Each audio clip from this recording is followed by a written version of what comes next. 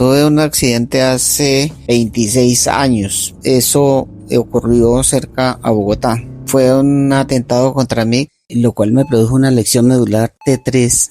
Y no es tan fácil, la vida se le parte en dos. Cuando me dicen los médicos que no podía volver a caminar, tal vez eso me llevó a tener un dolor de cabeza tan inmenso que tuve que ir varias veces al médico, donde me diagnosticaron que era una migraña. Tal vez posiblemente a raíz de lo que me había pasado. Estuve en Bogotá un tiempo y tenía que ir varias veces al médico para que me administraran medicamentos, pero ningún medicamento me era suficiente. A veces me colocaron medicamentos hasta los que utilizan para dolores del cáncer y no me eran suficientes para curar ese problema. Durante ese tiempo no logré mejorarme.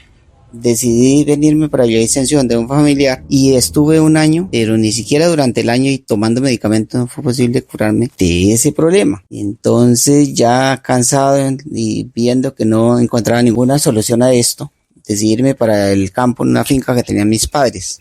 Allí, no sé, pero ni siquiera tomando medicamentos, porque yo no tomaba medicamentos allá, y me desapareció de un momento a otro.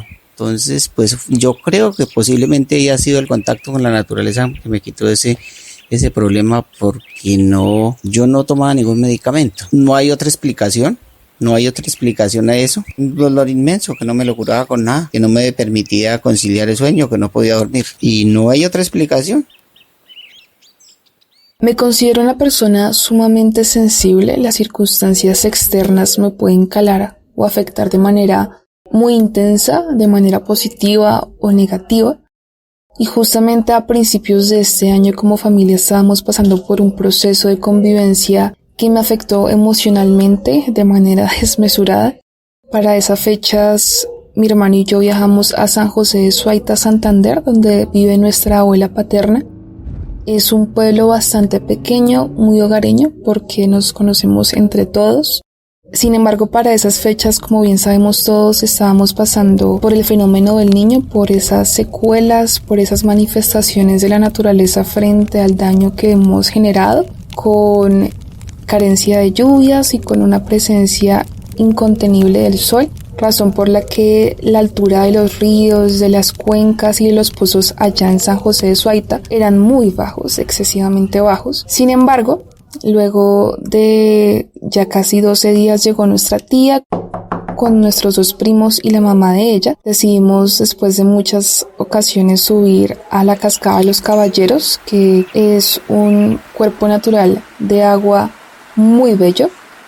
Tiene de hecho 2 caminos. Uno es conocido como el Camino del Amor, por ejemplo. Y estando allá donde mis emociones estaban como a flor de piel, me sentía como muy doblegada a esa sensibilidad. Pude sentir como algo muy bonito de parte de la naturaleza, como un abrazo, estando bajo el chorro intenso de la cascada. Y ustedes pensarán que eso es como incoherente. ¿Cómo es posible que un chorro de agua que baja con tanta presión pueda generar calma, pueda liberar, generar como una sensación de alivio? Y realmente fue mi caso, ese fue mi caso. El estar debajo de ese chorro de agua me ayudó a canalizar, a catalizar un montón de emociones, tanto negativas como positivas, que me estaban cargando en todo sentido de la palabra. Entonces, digamos que esa fue la experiencia de el estar bajo el agua y sentir cómo la naturaleza también puede reflejar el carácter del creador. Un solo respiro bastó para librarme de este mundo. Ese día por la mañana estaba saliendo con mi hermana de una estación de Transmilenio, cuando medio visualicé un uniforme verde entre la multitud, y de repente una voz fuerte me gritó: ¡Libreta militar! Pasmado y muerto del susto le contesté: no tengo. Ahí, en ese momento, es donde empezó una de las odisías más grandes de mi vida. Afortunadamente me agendaron la cita para el ejército para 2 meses después, gracias a que compré anteriormente un PIN para la universidad distrital. Pero el tiempo se volvió mi enemigo y la ansiedad me empezó a matar. Aquí es donde un solo respiro bastó para librarme del mundo. Y el Simoncho, como le digo de cariño al Simón Bolívar, fue capaz de distraerme lo suficiente como para conciliar mis ideas. Al final las cosas terminaron mal y bien. No entré a la universidad y me echaron del ejército. Pero un solo respiro bastó para librarme de este mundo.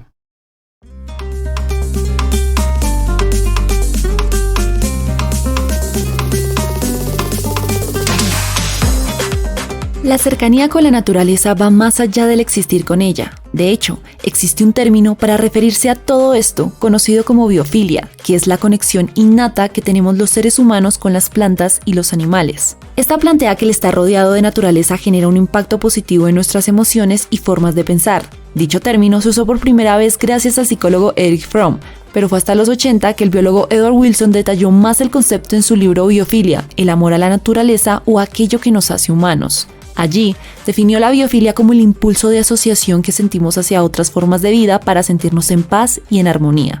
Son más de 200.000 años de conexión entre el Homo sapiens y su entorno. Estamos biológicamente condicionados por un contacto tan estrecho que sin él nuestra salud puede deteriorarse significativamente.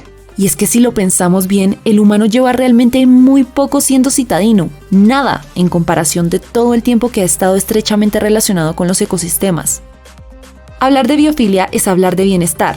El neurólogo y escritor británico Oliver Sacks escribió que en 40 años de práctica médica he descubierto que solo 2 tipos de terapia no farmacológica son de vital importancia para los pacientes con enfermedades neurológicas crónicas: la música y los jardines. Es más, en el 84, el psicólogo ambiental Roger Ulrich publicó un artículo en donde se habían examinado los registros de recuperación de pacientes en un hospital cerca de Pensilvania entre 1972 y 1981, después de una cirugía de extirpación de vesícula. Todo esto para determinar si la asignación a una habitación con vista a espacios verdes ayudaba en su recuperación.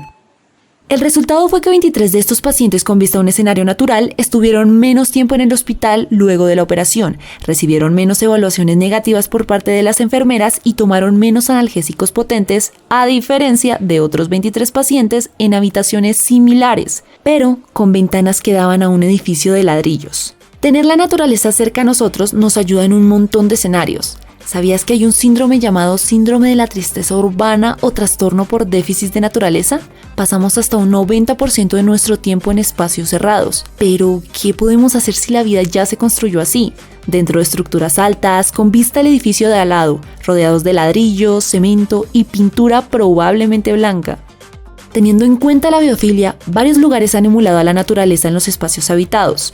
El estudio Human Space, el impacto mundial del diseño biofílico en el lugar de trabajo, del año 2014 de la Universidad de Lancaster, con más de 7.600 puestos de trabajo analizados, demostró que la biofilia en las oficinas aumenta la sensación de bienestar en un 15%, que las empresas que aplican la biofilia en sus oficinas e integran elementos naturales tienen empleados un 6% más productivos, un 15% más creativos y un 67% más felices.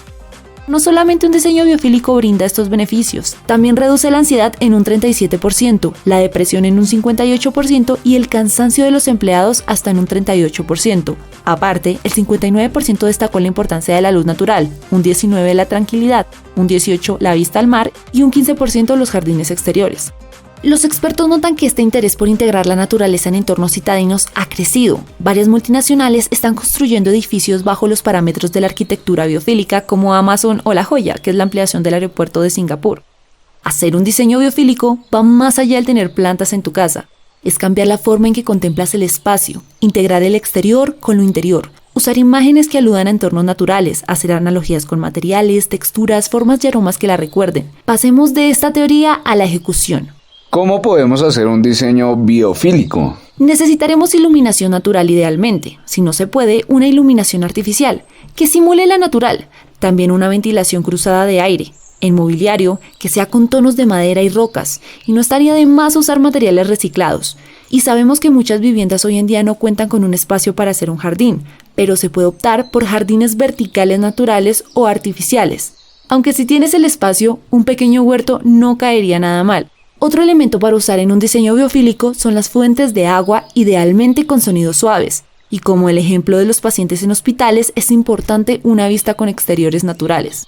Recuerda también las imágenes, murales, pinturas o fotografías que simulen espacios verdes. Porque ese amor innato por el contacto con la tierra supera los avances tecnológicos y el diseño de la sociedad moderna. Necesitamos sentir, oler, ver, tocar, que sin importar dónde estemos somos parte de los ecosistemas. ¿Cómo explicar esto de forma biológica? Estos elementos mencionados con anterioridad evocan en tu cerebro la idea de un espacio natural. Esta exposición libera endorfinas que mejoran el humor y relajan la tensión de las personas. Además, los edificios con vistas al exterior natural o simulada minimizan el riesgo de cansancio de la vista y la monotonía de los espacios cerrados. Ahora, no te digo que para ser feliz y estar más en armonía pongas una fuente de agua en tu casa u oficina, pero sí hay elementos que puedes colocar o aludir y ser consciente de los beneficios emocionales y psicológicos que te brinda la naturaleza.